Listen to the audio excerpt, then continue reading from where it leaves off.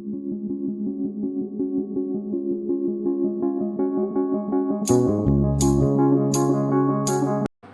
Assalamualaikum murid-murid. Hari ini kita menyambung lagi pelajaran kita dalam PDPR. Okey, insya-Allah kita masih lagi dalam tema yang kedua iaitu masyarakat muhibah dan unit yang keenam, buku segalanya. Standard kandungan bagi pelajaran hari ini ialah 5.1 memahami fungsi dan menggunakan golongan kata mengikut konteks. Standard pembelajaran pula 5.1.1 memahami dan mengenal pasti penggunaan kata mengikut konteks iaitu yang keempat, penjodoh bilangan.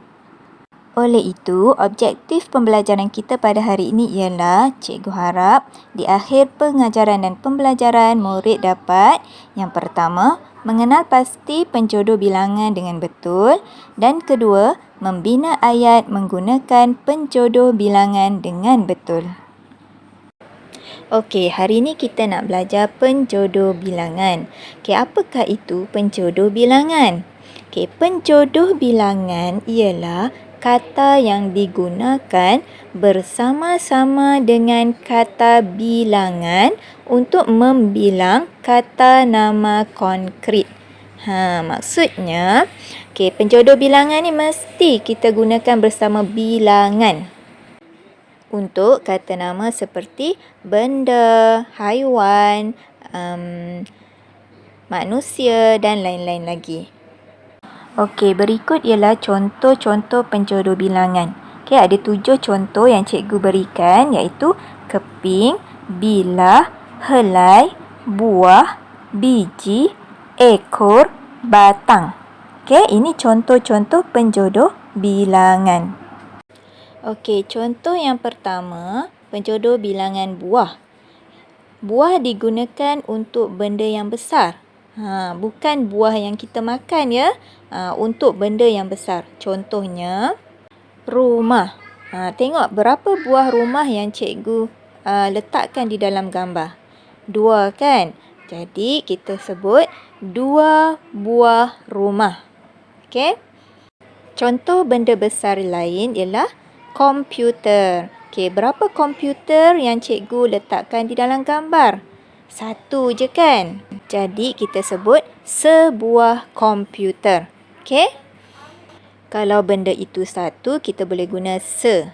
Okey? Sebuah komputer. Penjodoh bilangan yang kedua ialah biji.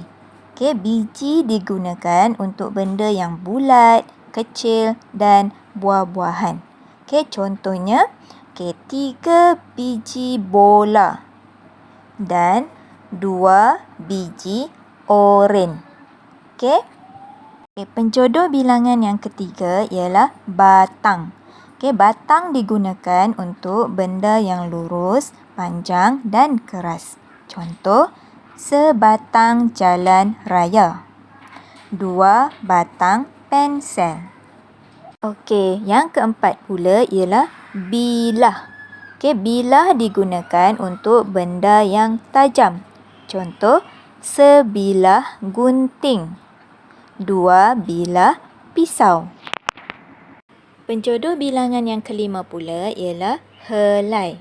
Helai digunakan untuk benda yang nipis, lembut dan lebar. Contoh, 5 helai daun.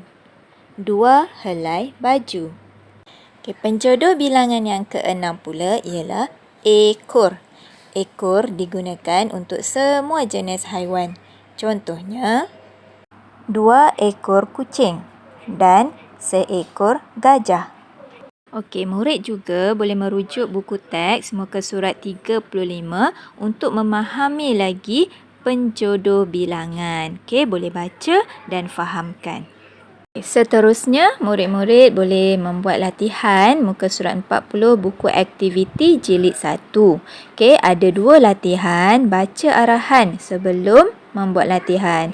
Okey, yang pertama tu yang di atas sekali, bahagian A, tulis nama objek di kawasan sekolah yang menggunakan penjodoh bilangan di bawah. Okey, penjodoh bilangan yang pertama ialah biji. Okey, apakah objek di kawasan sekolah yang menggunakan penjodoh bilangan biji? Okey, contoh yang diberi ialah bola. Okey, lukis gambar bola dan tuliskan bola. Okey, bola ada di kawasan sekolah kerana pada waktu sukan kita main bola, kan? Okey, jadi murid-murid teruskan dengan memilih apakah objek yang sesuai dengan penjodoh bilangan yang diberikan. Okey, yang bawah pula iaitu bahagian B. Bina ayat berdasarkan penjodoh bilangan dan nama objek. Okey, murid mesti menggunakan penjodoh bilangan dan nama objek yang ditulis di bahagian A yang dekat atas tu. Okey, contoh yang pertama telah diberikan iaitu menggunakan penjodoh bilangan biji dan objeknya bola. Sama kan dengan objek yang ditulis dan dilukis di bahagian A tadi. Okey, contoh ayat yang pertama yang diberi ialah ada 10 biji bola di dalam stor sukan. Okey, murid-murid boleh membina ayat seperti yang telah cikgu ajarkan 2 minggu yang lepas. Okey, ingat ya bagaimana kita membina ayat. Okey, itu saja latihan yang murid perlu siapkan. Selepas siap, hantar kepada cikgu. Okey, terima kasih murid-murid. Kita jumpa lagi dalam sesi PDPR minggu hadapan. Assalamualaikum warahmatullahi wabarakatuh.